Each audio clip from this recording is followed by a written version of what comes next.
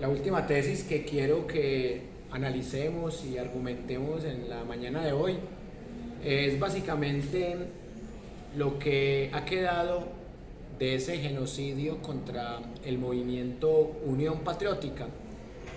Antes de empezar el análisis quiero contarles una anécdota. En la Universidad Nacional de Colombia, sede de Medellín, pues tuve la oportunidad de recibir clase de Historia de Colombia, que allá se conoce como Historia de Colombia 6, que es lo que pasó en Colombia en los últimos 70 años, básicamente.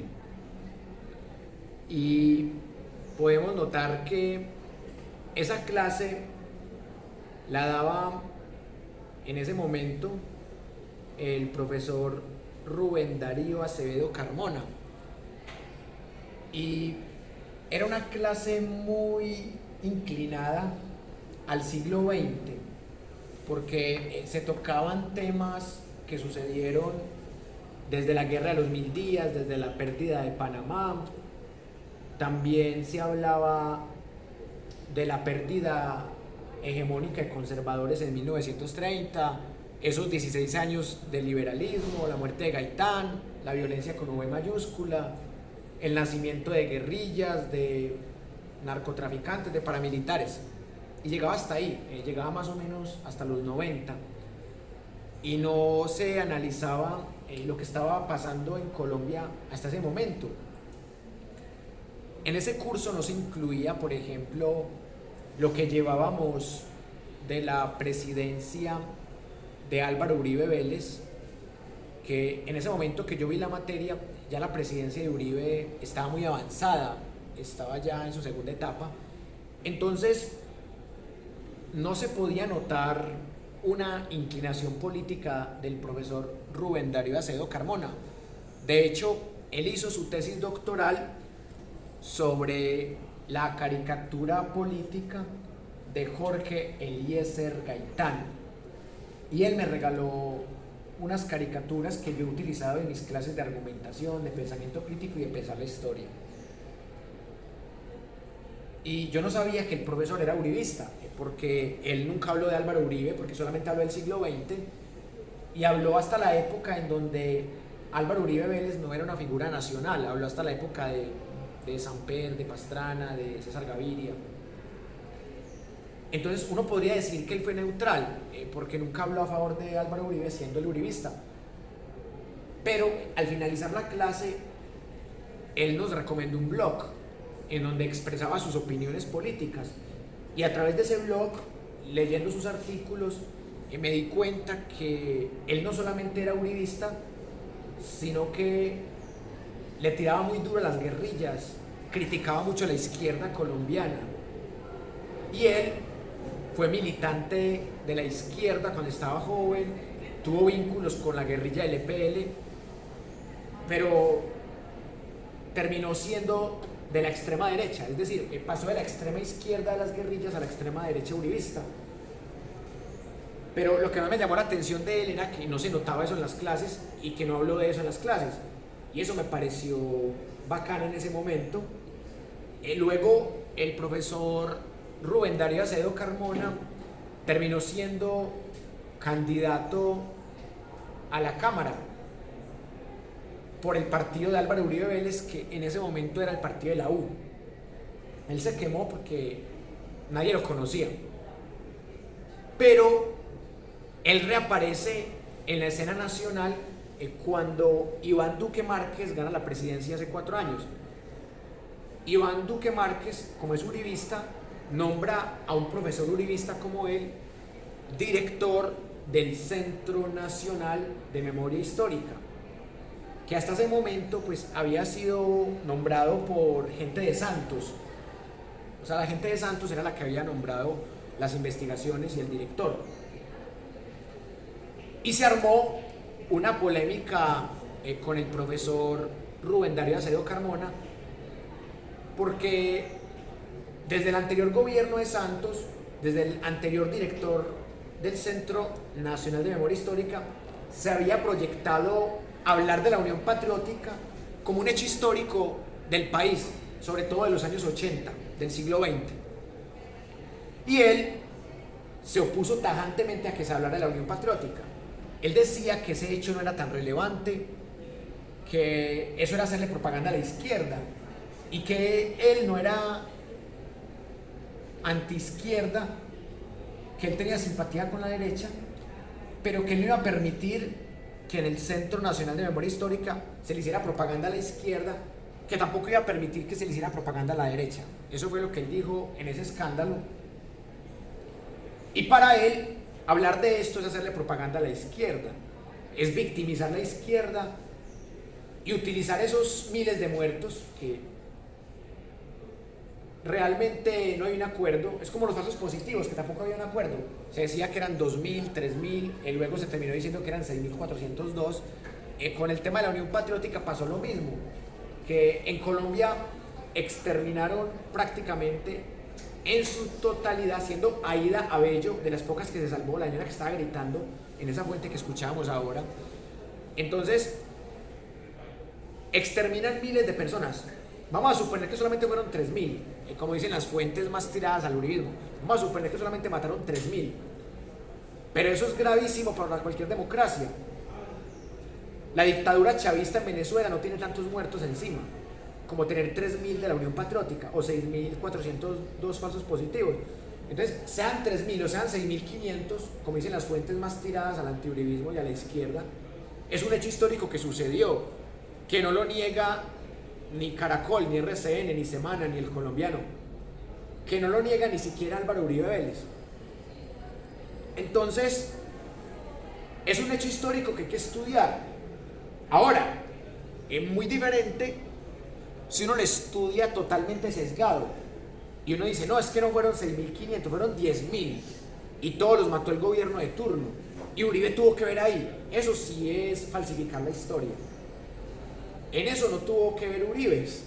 Uribe en ese momento era un concejal y luego un congresista, o sea, Uribe no tuvo que ver con eso. El cartel de Medellín tampoco tuvo que ver con eso. Las otras guerrillas no tuvieron que ver con eso. Los grupos paramilitares y los narcotraficantes esmeralderos de la corriente de Gonzalo Rodríguez Gacha sí tuvieron que ver. El mercenario israelí Yair Klein también tuvo que ver. Está comprobado históricamente. Entonces, a mí me extrañó mucho la actitud del profesor Rubén Darío Acevedo Carmona, porque no era el mismo que yo había conocido hace 10 años. Porque el que yo conocí nunca mencionó a Uribe, lo único que hizo fue recomendarnos un blog, y yo no le hago problema a eso. Y a través de ese blog, los que no leímos nos dimos cuenta que era uribista, pero hasta ahí me pareció normal. No me parece que él haya incidido en política. Pero ocultar hechos tan evidentes y tan delicados en la historia de Colombia, eso sí me parece hacerle campaña a la extrema derecha, y eso sí me parece tomar posición política. Esconder estos hechos, no. Esconder la masacre de las bananeras, no. Esconder la masacre a los Astres, no. Esconder los falsos positivos, la ñeñe política, los bonos Carrasquilla, los paraísos fiscales, el escándalo de Mintic o de Brecht. Esconder las chuzadas del DAS, la parapolítica, agroingreso robo seguro, el escándalo de Reficar. Esconder las zonas francas, no. O sea, uno no puede esconder los hechos históricos. Que uno los lea desde el enfoque marxista o antimarxista, desde la derecha, el centro o la izquierda, eso ya depende de la libertad de cátedra de cada profesor. Pero mínimo, uno como profesor debe exponer el hecho como tal. Y ese profesor, que me pareció, entre comillas, muy cercano a lo imparcial, y luego me pareció muy parcializado al decir que esto no se podía enseñar porque era hacerle propaganda a la izquierda y a la guerrilla, también me podía criticar a mí y decir, ve, este man que fue estudiante mío en la Nacional, ahora le está haciendo campaña a Petro, a la guerrilla, a la extrema izquierda, mostrando un programa radial de la misma Universidad Nacional sobre la Unión Patriótica. Entonces, ¿cuál era el estigma que cargaba la Unión Patriótica como movimiento de oposición? El estigma que cargaba era que eran los de las FARC. Y miren que estamos hablando de algo que pasó hace 40, 35 años, en ese lapso de tiempo. Hoy día, la derecha colombiana que está en el poder, y que es una derecha que lleva 20 años gobernando, que es diferente a las derechas de antes, es una derecha más directa. Hoy día la derecha colombiana dice que todo aquel que sea opositor es de las FARC. Por ejemplo, dicen que Petro es de las FARC, cuando Petro, hasta siendo guerrillero del M-19, fue enemigo de las FARC, cuando las FARC estuvo muy cerca de matar a Petro desde 1989. Estuvo más cerca de matar a las FARC, de matar a Petro, las FARC, que el mismo ejército colombiano, o que los mismos paramilitares. Entonces, a Carlos Gaviria lo llamaron el candidato de las FARC, un señor que era opositor de izquierda democrática, magistrado, y metieron el cuentico que Carlos Gaviria era de las FARC. Antanas Mockus, que nunca ha sido marxista ni de izquierda, y que de hecho le peleó la nalga a los que lo tildaban de extrema derecha en la Universidad Nacional siendo rector, Antanas Mockus lo tildaron que era el de las FARC. A Santos, que ha sido de la extrema derecha también y que participó en falsos positivos como ministro de Defensa, lo tildaron de la izquierda de las FARC, lo trataron de farsantos, recuerden ustedes. Y a Petro también dicen que es el de las FARC hace 4 años, básicamente, cuando Petro se vuelve el rival más importante del uribismo. Entonces miren, no se trata de estigmatizar ni de crear falacias o estereotipos, sino de ver que esa estrategia de decir que esos son los de las FARC sigue funcionando. En esto no se les extrañe que digan que Stephanie era de una célula urbana de las FARC. No se les extrañe que saquen esa teoría conspirativa y que justifiquen así la muerte y que digan que ella murió en su ley. Entonces, remato esta tesis diciendo que los muertos no se pueden tapar con mentiras historiográficas, ni de la izquierda, ni de la derecha, ni del centro político. Este fenómeno político democrático existió, tenía gente que venía de las guerrillas, pero tenía gente que venía de la vida civil, como el candidato presidencial asesinado Bernardo Jaramillo Osa. Así como de esos miles de asesinados había gente que era desmovilizada de la guerrilla, también había gente que fue izquierda democrática y que nunca perteneció a la guerrilla, y todos fueron aniquilados por igual, por narcoparamilitares y con complicidad de los gobiernos de turno, de los gobiernos de Belisario Betancur y de Virgilio Barco. Después de exponer estas tesis, yo tengo solamente 6 conclusiones rápidas para compartirles. Primera conclusión: decir que Stephanie era una terrorista es un prejuicio que no comparto, y si alguien le quiere decir terrorista no lo puede evitar, existe la libertad de expresión.